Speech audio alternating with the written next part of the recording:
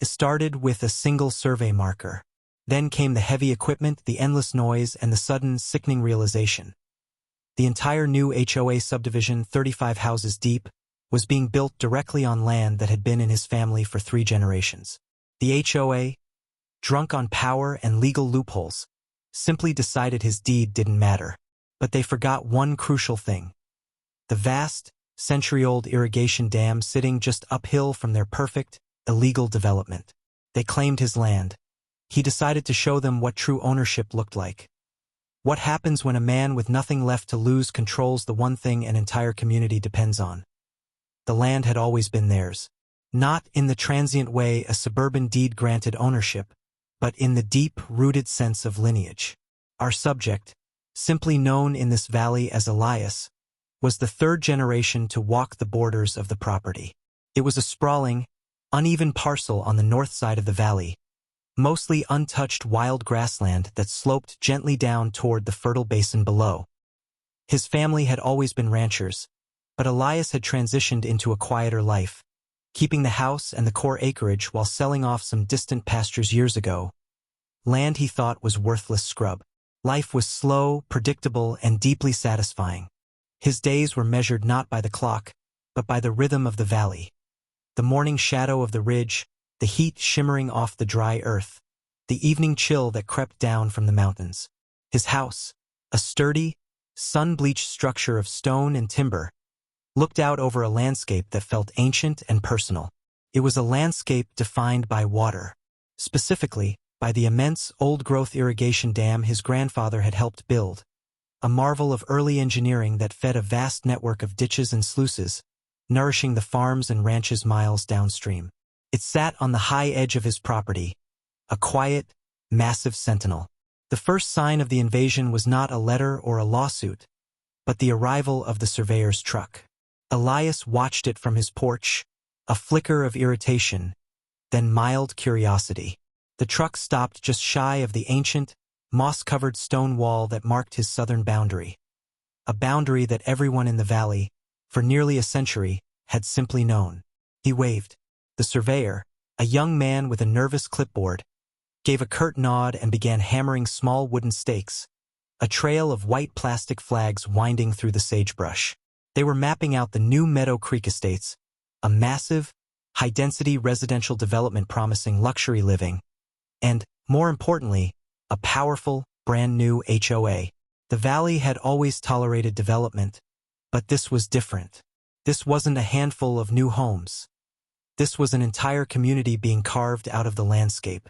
And as the weeks turned into months, and the pounding and grinding of construction equipment became the new, jarring soundtrack to Elias's quiet life, the white flags crept closer. They marched past the old stone wall. They bisected the thick stand of cottonwoods his grandmother had planted. They kept going further and further onto the land Elias still faithfully paid taxes on, land that was, by every official record he possessed, still his. He went to the site foreman, a thick-necked man in a fluorescent vest. He held out his deed.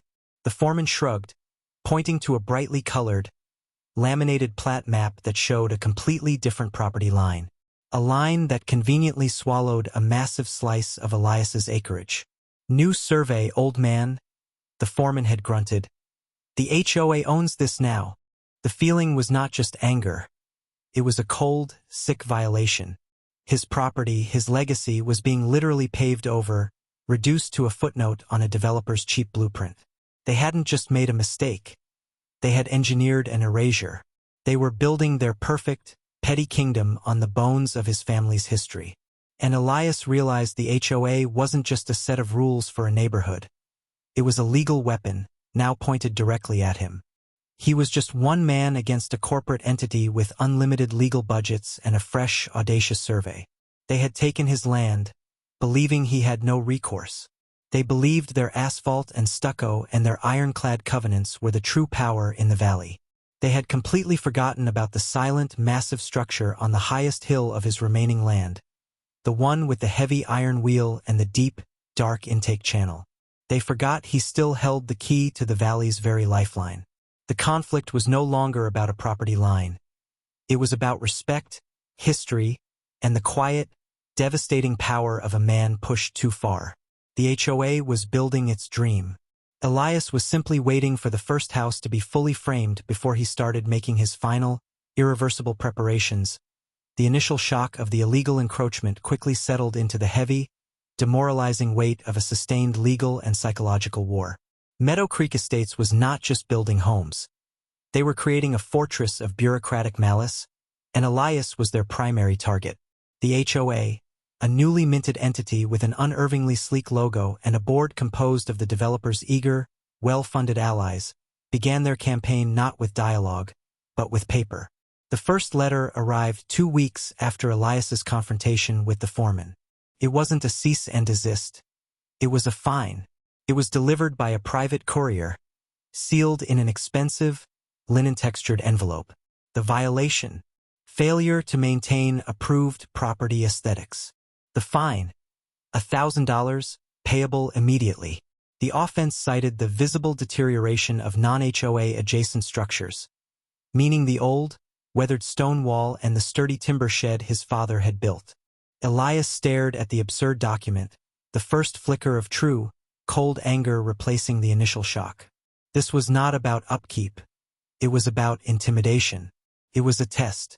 They wanted to see if he would roll over, pay the fee, and tacitly accept their new, illegitimate authority.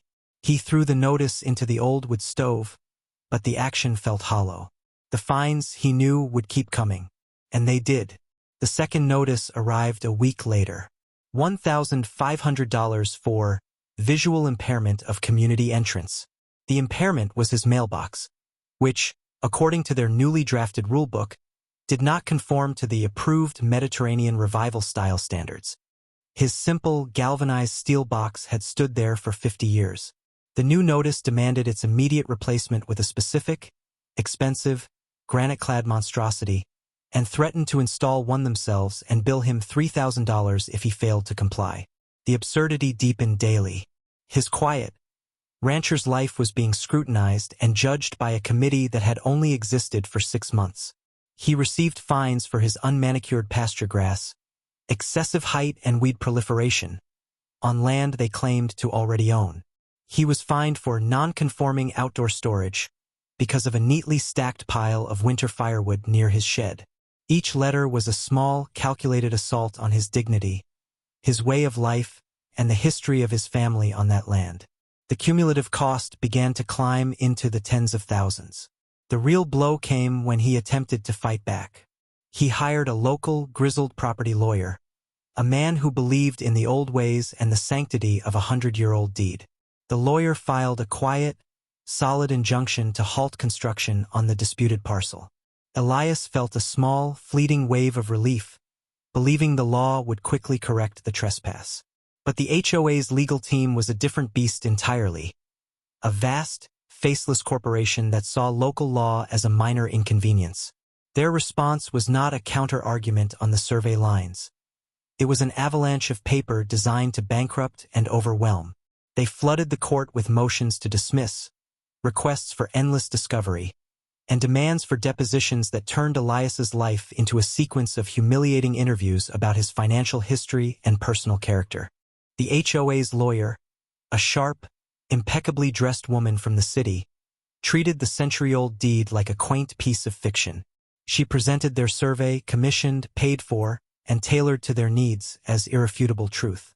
When Elias's lawyer pointed out the obvious discrepancies, the HOA's representative simply smiled and mentioned the newly signed city zoning variants they had quietly secured, which, she argued, superseded previous records. They didn't need to be right. They just needed to be richer and louder. The judge, overworked and seemingly weary of a dispute involving a sprawling new development promising a huge new tax base, grew impatient. The injunction was not outright denied, but was stayed pending further review, a legal phrase that meant, effectively, the construction could continue indefinitely. Elias watched the legal fees devour his savings while the towering frames of the new houses, the very structures illegally occupying his ancestral land, rose higher every day. The development began to take on a terrifying shape, a concrete mockery of justice that blocked his view and poisoned his peace. The public humiliation was almost worse than the financial strain. The new residents, a wave of shiny, oblivious newcomers, began to move into the first completed homes on the undisputed, legal side of the development. The HOA board, now composed of 3 newly elected resident members and 2 of the developer's original cronies, gained a fresh sense of moral righteousness. Elias became the neighborhood pariah, the angry, strange man outside the gates. They would slow down as they drove past his weathered, simple house, their sleek, new cars contrasting sharply with his aged property. He was the blight they had paid the HOA to remove. The HOA intensified the harassment. They began to schedule landscaping assessments of the disputed area, bringing massive crews to clear-cut the trees and brush on his land, ostensibly for fire abatement. All billed back to him. The destruction was sickening. Watching trees his father had climbed be turned into wood chips by crews he was somehow legally obligated to pay for. It was during one of these forced assessments that Elias finally looked beyond the noise and the anger and saw the truth of his strategic position. He was pacing the far edge of his remaining land, where the property sloped steeply up into the foothills. There, nestled in a rock-strewn draw, sat the massive, rough-hewn concrete dam. It was not a decorative feature. It was the linchpin of the valley's lower irrigation system, holding back a tremendous volume of water channeled from the spring runoff. While the HOA and the new community had their own modern wells and municipal connections, the developers were legally required to maintain the historical flow of the irrigation ditches that ran directly beneath the new subdivision and continued on to old farms down the valley. The HOA, in its arrogant legal filings, had mentioned the dam only in passing, noting that the historical easement of water flow was managed by a distant, separate water district, implying they had no control over it. They saw it as an inconvenient but minor detail, a relic of the past they had to route around. Elias realized they were wrong. The water district controlled the allocation, but the dam, its structure, its headgate, and its single massive emergency spillway, was located squarely within the boundaries of the original, undisputed part of his family's property. He didn't own the water, but he had inherited the physical control mechanism. He remembered a childhood lesson, watching his grandfather oiling the massive, rusted iron wheel that controlled the main sluice gate. "She holds back a mountain," his grandfather had said, "and any man who controls the headgate controls the whole damn valley." The HOA had stolen his land, built 35 homes on it, and attempted to fine him into bankruptcy. In their arrogance, they had focused entirely on legal paperwork and property lines, completely missing the single, colossal vulnerability woven into the very fabric of the landscape they were trying to conquer. Elias stopped fighting their paper war.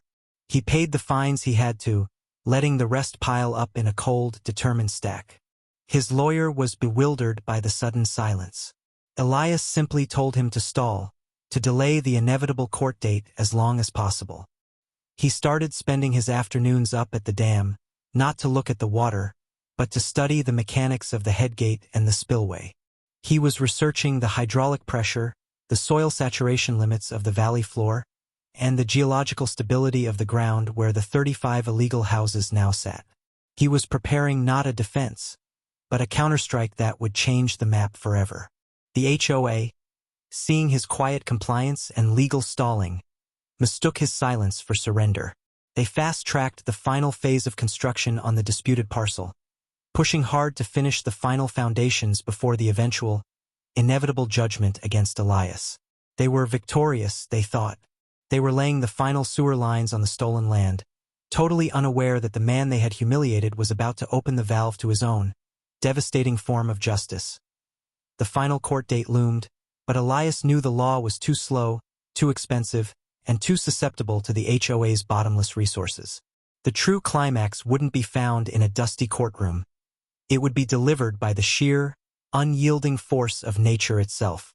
He had endured months of petty fines, public scorn, and the sickening sight of his ancestral land being swallowed by cheap, mass-produced luxury. Now, the time for paper and lawyers was over. The time for the dam had arrived. The moment he chose was brutally deliberate. It was a Saturday morning, the kind of perfect, sun-drenched day the new residents cherished. Families were outside, hosting open houses, washing new SUVs, and planting non-conforming shrubs, all blissfully unaware that they were living on a legal and geographical fault line. The last of the 35 illegal foundations had just been poured, and the HOA was planning a lavish, self-congratulatory ceremony the following week. Elias climbed the narrow, steep path to the headgate, moving with a grim, surgical calm. He carried two things: a heavy-duty wrench and a profound sense of historical vindication. The massive, century-old sluice wheel, the same one his grandfather had shown him, was stiff with rust and age, but it was structurally sound. It controlled the flow not just into the small, usual irrigation canals, but into the emergency spillway channel, a deep, overgrown ravine that ran directly down the hill and, crucially, cut under the stolen parcel before merging with the main valley drainage. The emergency channel had been dry for decades.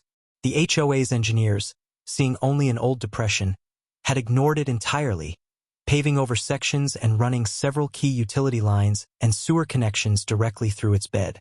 The land, they had declared, was stable. Elias applied the wrench. The iron squealed in protest, a long, tearing sound that echoed unervingly across the otherwise silent foothills. He turned the wheel slowly, concentrating his entire focus against the immense, ancient resistance. Every turn was an act of defiance, a physical negation of every fine, every insult, and every forged signature on their false survey. He was reversing the timeline, forcing the earth to remember its true configuration. Then, with a final, echoing clank, the main locking pin gave way. There was no explosion, no immediate flood, just a sound like a great, deep sigh. The headgate lifted a fraction of an inch, then another, groaning on its rusted tracks. Below the dam, the reservoir, fattened by the unusually heavy spring runoff and held back all summer, began to feed the emergency channel. At first, it was a trickle, a brown, impatient stream running over the desiccated bed. But within minutes, the trickle became a rush, carving deeper, pulling at the loose topsoil the construction had left exposed. Down in the valley, the new Meadow Creek Estates subdivision was a picture of suburban perfection. Then, a bewildered resident on the cul-de-sac closest to the hill saw it. A strange, brown stain spreading rapidly from the foundation of his neighbor's unfinished home.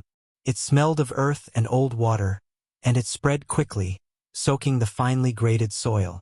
This was the first phase of the climax: saturation. The water table beneath the entire subdivision had suddenly risen dramatically. The clay-rich valley soil, which had been compacted and dried by the construction, began to swell and soften. The hastily poured, poorly engineered foundations on the stolen land, the very core of the HOA's trespass, were resting on what was rapidly becoming a slurry. As the flow intensified, the trickle became a torrent, loud and undeniable. From their perfect, manicured lawns, the new residents finally looked up, alerted by the sudden, terrifying sound of rushing water coming from a direction water was never supposed to come from. Elias, watching from above, saw the full, horrifying consequences of the HOA's arrogance unfold.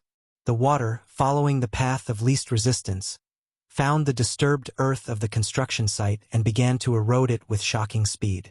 The flow hit the freshly laid sewer lines that had been routed through the old spillway bed.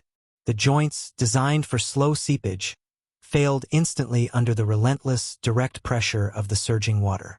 The ground softened, the trenches collapsed, and the elegant, necessary infrastructure of the new community began to fail spectacularly.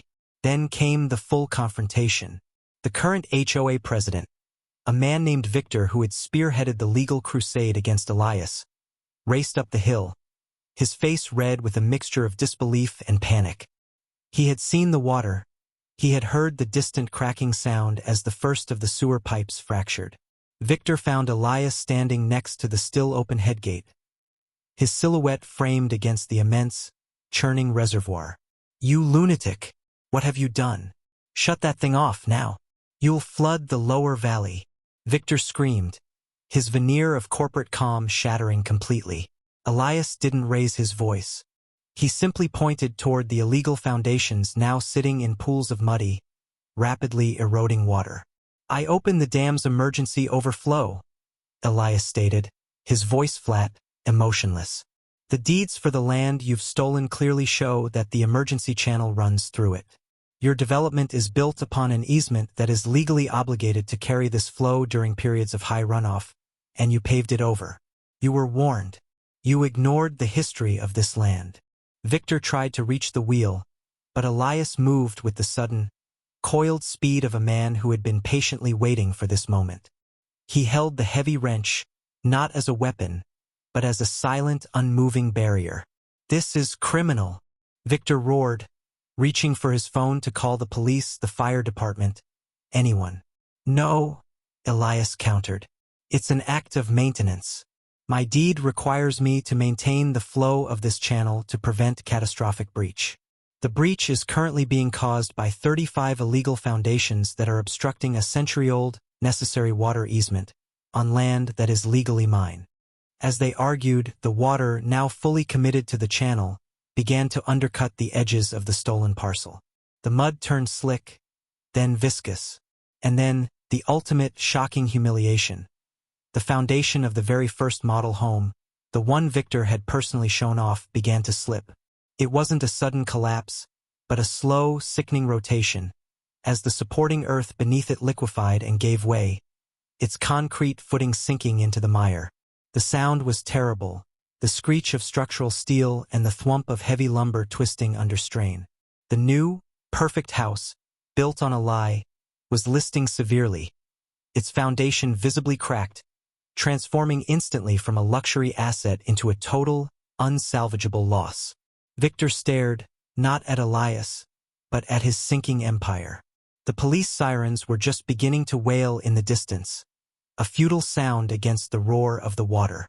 The 35 houses, the entire, arrogant project, were now exposed not as a legal victory, but as a catastrophic engineering failure based on a greedy, fraudulent land grab.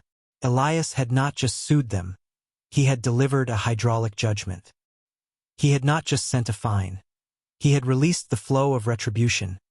The roar of the released water eventually subsided, but the sound of the structural steel giving way was a scar that would linger in the valley's memory. Elias manually closed the headgate, the immense reservoir now lowered considerably, the flow returning to the steady, historical trickle for the downstream farms. The brief, intense flood had served its purpose, delivering an unmistakable, powerful verdict on the HOA's hubris. The scene that Saturday afternoon was one of utter, chaotic vindication. Police, fire rescue, and city engineers swarmed the Meadow Creek estates. The focus was immediate damage control, but the facts were already set in concrete, or rather, in rapidly dissolving mud. The investigation that followed was swift and devastating to the HOA. Elias's actions, while dramatic, were found by the Water District to be an emergency maintenance measure, a necessary opening of a critical overflow channel to prevent catastrophic structural failure of the dam under peak water pressure. Crucially, the Water District confirmed that the channel easement was legally defined and inviolable. The HOA, in their haste and arrogance to maximize lot yield, had knowingly or negligently built directly across it. The 35 homes being built on the stolen land were instantly declared structurally unsound and a massive public safety hazard. Not only were their foundations compromised by the water, but the collapse of the primary sewer and utility lines running through the easement meant the entire tract was now functionally unusable. The city issued an immediate stop work order, followed by a mandatory demolition order for the compromised structures. The HOA's victory was a total, irretrievable loss. The financial ruin was biblical in scale. The developer who had created the HOA was instantly hit with multiple lawsuits, a class action suit from the buyers whose homes were now worthless, and a massive suit from the city for the ruined infrastructure. The developer quickly filed for bankruptcy, dissolving the company and leaving the HOA rudderless and facing overwhelming debt. The HOA itself, that small, petty empire of rules and fines, collapsed under its own weight. The new residents, who had eagerly supported the board's aggressive legal fight against Elias, now realized they had been sold a fraudulent dream. The HOA covenants, once instruments of oppression, became worthless pieces of paper. The very land they had coveted was now a condemned swamp, a monument to greed. Elias was never charged with a crime. He was briefly held and questioned, but the legal reality was immutable. He controlled the headgate, and the HOA had criminally trespassed on his property rights and violated a critical water easement. His original, simple lawsuit, which had been stalled by the HOA's legal antics, was suddenly prioritized. The resolution was definitive. The stolen land was returned to Elias, along with a substantial settlement, though the money was largely irrelevant compared to the moral victory. The settlement money, which Elias put into a trust for the upkeep of the dam and the maintenance of the wild parcel, became a symbol of restitution. The deed was finally clear, and the surveyor's false lines were washed away by the literal tide of retribution. Life did not immediately return to the quiet peace Elias had known. The wreckage remained for months, a skeletal warning on the hillside. But slowly, inevitably, the land began to heal. The 35 failed foundations were ripped out and removed, hauled away piece by piece. The land the HOA had paved over was regraded. Elias, with the help of his lawyer and a newly cooperative city council eager to distance itself from the debacle, had the entire, offending tract of land rezoned back to unbuildable open space. The legal order was explicit. The area was permanently protected as a natural water drainage and easement area, could never be developed again. The visual impact was profound. Where there should have been a dense, cramped subdivision, there was now a wide green buffer. A scarred but recovering hillside separating Elias's historic property from the rest of the troubled development. The remaining legal Meadow Creek homeowners were left with high property values on one side and a permanently undevelopable, ecologically protected view on the other. They were forever reminded of the cost of corporate overreach and the silent strength of the man on the hill. Elias returned to his slow, measured life. The constant harassment, the barrage of fines, and the psychological warfare were over. He still tended to the land, but now his work had a deeper meaning. He was the protector of the true boundary, the keeper of the valley's water. The story spread far beyond the valley. It became a local legend, a quiet cautionary tale about the difference between a deed and destiny, between paper power and physical truth. The image of the single man, standing by the ancient sluice wheel, watching the current carry away the arrogance of the HOA, solidified into a powerful local myth. The true resolution wasn't just the return of the land or the bankruptcy of the developer. It was the absolute, unassailable lesson delivered to an entire community. You can redraw a boundary line on a map, but you can never erase the natural law of the land. You can write endless rules, but they are powerless against the sheer, patient force of a man defending his history. The HOA had sought to control their neighbor by creating an artificial shortage of space and peace. Elias responded by revealing their vulnerability to an actual abundance, the overwhelming, cleansing power of the water they thought they could ignore. The quiet man on the hill had taught the valley that when the petty rules of men clash with the immovable truth of the earth, it is always the earth that will eventually flow free. The true question for the homeowners, now and forever, was this: did they fear the next fine on their ledger, or did they fear the old man who still held the key to the water?